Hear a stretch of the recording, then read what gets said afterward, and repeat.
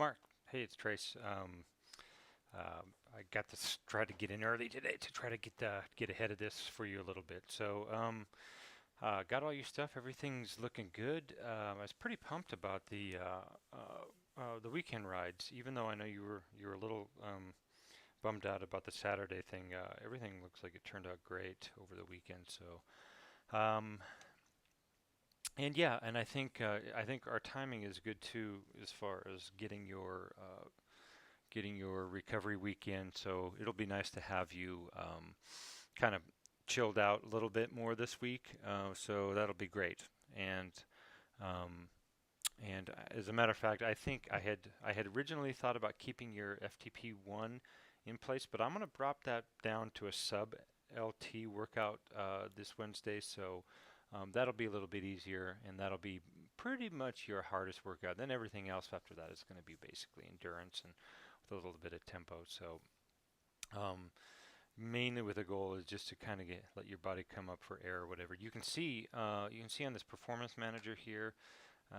Actually, I can get into a bigger chart here. The last 90 days, you can see how everything's been going up progressively. If I were to draw a line through all of this, and you can see your training stress balance, is taking the good hits. This is the section here where it really began, and then you can see as your body has adapted, everything's kind of moving up there. So that's awesome, and that's right exactly what we want. We want these nice, smooth uh, climbs in your training stress and your volume. That way, we can make sure that you're not getting um, you're not getting overly stressed. And again, we're just trying to remove all of the potential for injury or illness. And so basically, our bodies react best if we can progressively add resistance to it. So that looks really good. You can see again -3 TSB, so -4 was our goal, so that we're right on track there. Your ramp rate is good. Anything in the yellows or greens is going to be good. Reds would be meaning that your fitness is going down. So you can see here, well, let's see if I do last 30 days. Um, your training stress was almost exactly the same as it was the week before. So that's really good. And so even, you were a little bit worried about your Saturday ride, I think, not being as much of a workout as you wanted, but that's okay. And you can see again this nice big climb in your 20-minute power or whatever, so that's great. And let's just go to your calendar, and I got Mark's week in here. You can see the big hits here, the 12th. So I think that was what 12th. 12th was. Let me remember. 12th is Sunday. Okay, yeah. So Sunday was uh,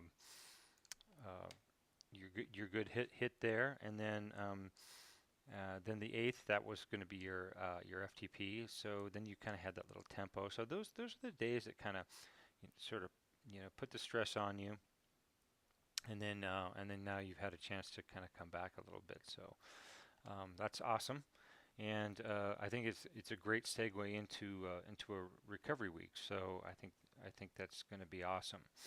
And again, you're even though this number I don't think is exactly correct. I think it should be more like 301, 302, 305.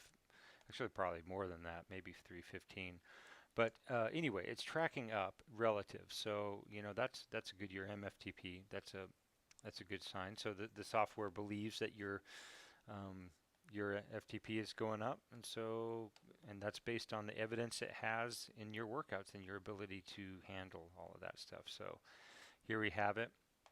Um, let's see. I saw something kind of cool that I thought I would give you. If you look at your monthly cycling report, just to give you an idea of what your months have been like. You can see November, your total training stress score for November because of all of the recovery was, 400 and almost 500 training stress points.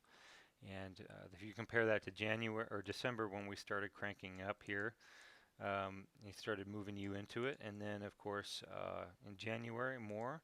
In February, we're already, we're hitting the halfway mark, and we're going to have another good month here too. So, um, and then so yeah, dude, this is awesome. And if we look at, let me get to just Mark's week here. You can see your training stress. These were your big days, the FTPs and the 3x5s and all that. So, I mean, it's like you were a little bummed out about kind of the family stuff going on and all that.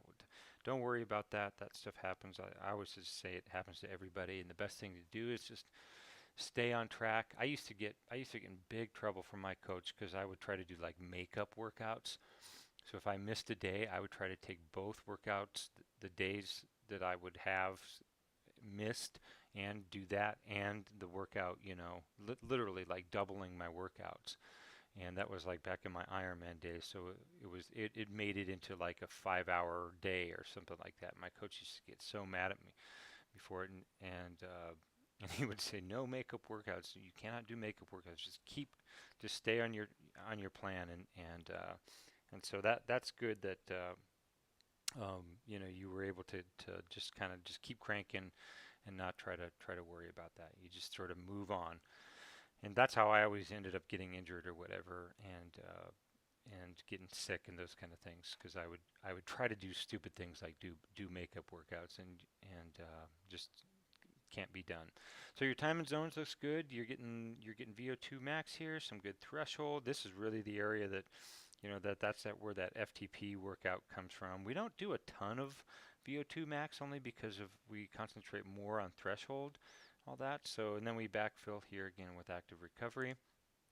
And I think we already talked about that chart. And so you did get some outdoor riding, which is awesome. I mean, February, right? I mean, beats anything. Just to be able to get 1 or 2 days outside, just really, I think, for the sanity level, really helps things a lot. So, all good there. So let's get into your rides. Let's start here on your FTP. And I've got these marked here. So one thing I was really happy about was you can see your efficiency factor starting up, and it was right at I mean that we'll call that 2.0 there. So on the second set, but look at this. I mean, uh, sort of on the crux lap here, the hardest. This is really the hardest set to me, because when you're on your last lap, you know that that's it and everything's good, so you can get that effort. And even then, you were still basically 2.0. I mean, 0.01, that's like nothing. That's 2.0. But look at this, man. I mean, your hardest lap here on lap 9, your efficiency factor was 2.05, so you were well over 2.0, which is really good.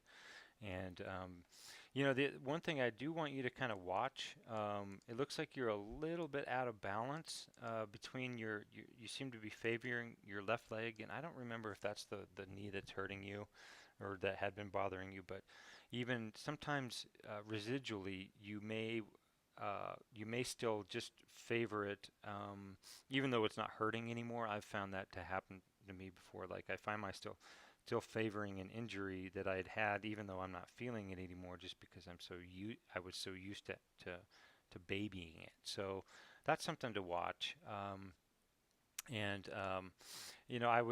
think as if this were a climb or something, you were going uphill, that might be a little bit more even. But anyway, dude, look at your watts. So holy cow, 320, 321, 321, 313. The only reason why these efficiency factors vary, obviously, is going to be because of your heart rate during it. So your average heart rate was 151 here, which is why it makes it so high. And then it was 160. Let's see, why was that? So 320 watts. Oh, okay, so that's why it's negligible there. I mean, you can see the difference. It's just hardly anything.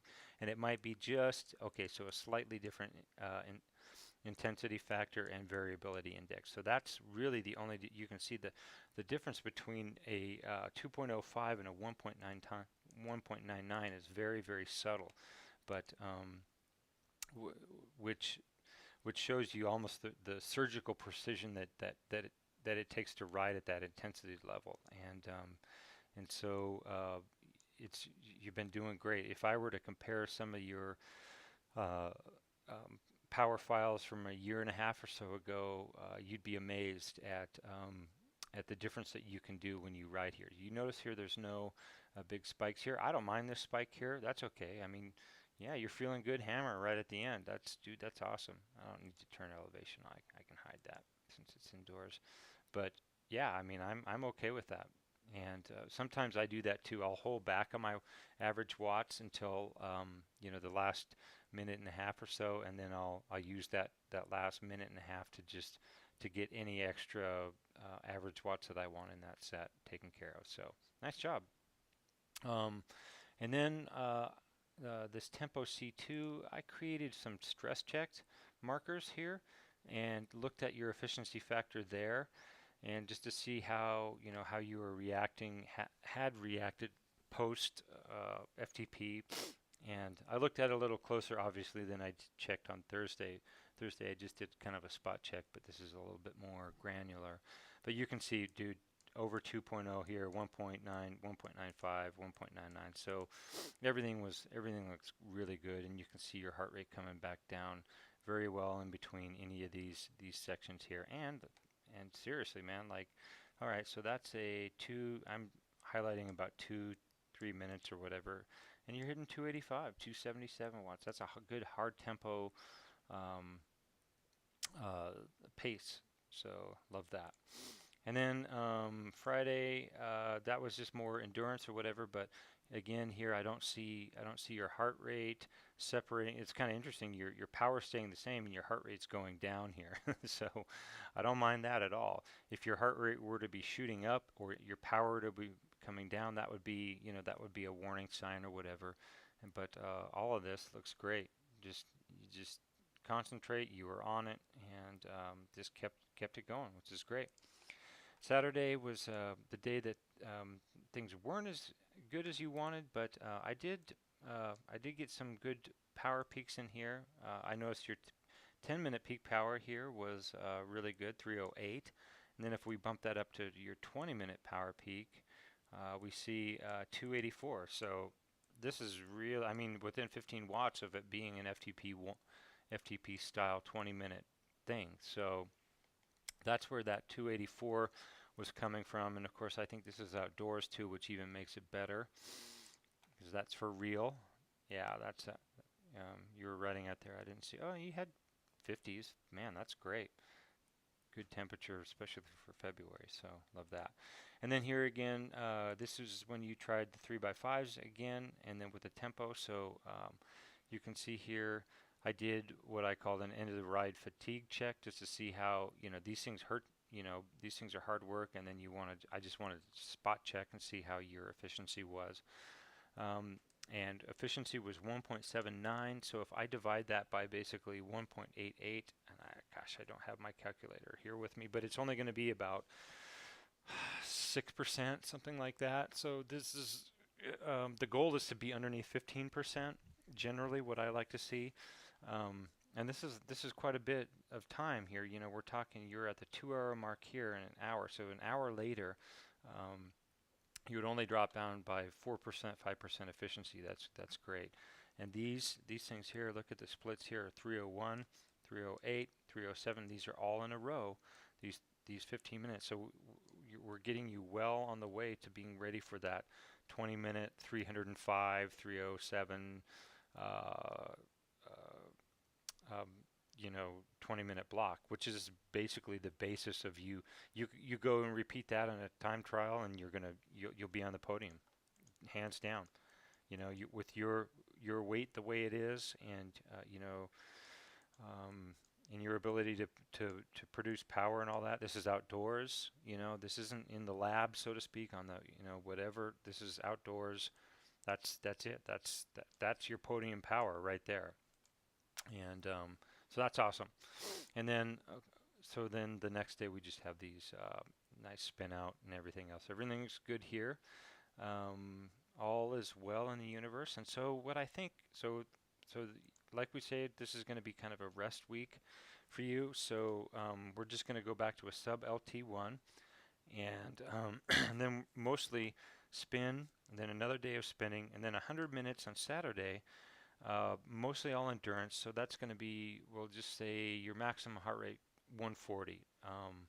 And then I said go ahead and some throw in random 2-3 minute sections of tempo, and mostly that's just to keep your boredom down.